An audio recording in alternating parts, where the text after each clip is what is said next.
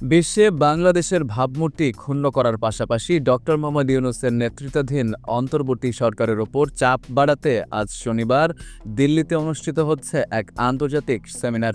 জুলাই বিপ্লবে পতিত স্বৈরাচার শেখ হাসিনার পতনের পর ভারতের পক্ষ থেকে গত ১ বছর ধরে বাংলাদেশ বিরোধী যেসব মিথ্যা প্রোপাগান্ডা ও বয়ান তুলে ধরা হয়েছে, সেমিনারেও সেসব স্থান পাবে।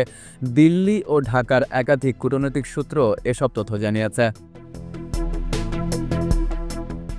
রাজনৈতিক এবং আন্তর্জাতিক বিশ্লেষকরা দিল্লির এ অপতৎপরতাকে বাংলাদেশ বিরোধী প্রোপাগান্ডা আখ্যা দিয়ে বলছেন, দেশে অস্থিতিশীল পরিস্থিতি তৈরি করে পতিত আওয়ামী লীগের পুনর্বাসনের পথ খুঁজছে ভারত।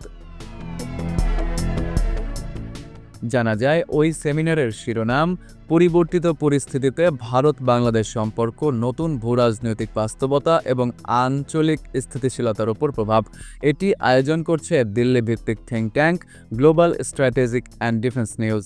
সেমিনারে ভারতের সামরিক বাহিনীর পদস্থ কর্মকর্তা, বিভিন্ন থিঙ্ক ট্যাঙ্কে কর্মরত সামরিক বেসামরিক আমলাদের পাশাপাশি ৪ জন বাংলাদেশি রিসোর্স পার্সনও অংশ নিয়েছেন।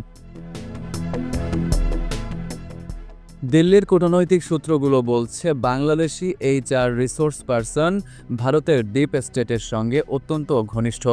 ডিপ স্টেটের নীতি নির্ধারকরা চাচ্ছেন বাংলাদেশিদের দিয়েই বাংলাদেশ বিরোধী বয়ান তুলে ধরতে। এসব তথ্য তুলে ধরে একটি প্রতিবেদন প্রকাশ করেছে দৈনিক আমার দেশ। Farid Ahmed, IBTV USA।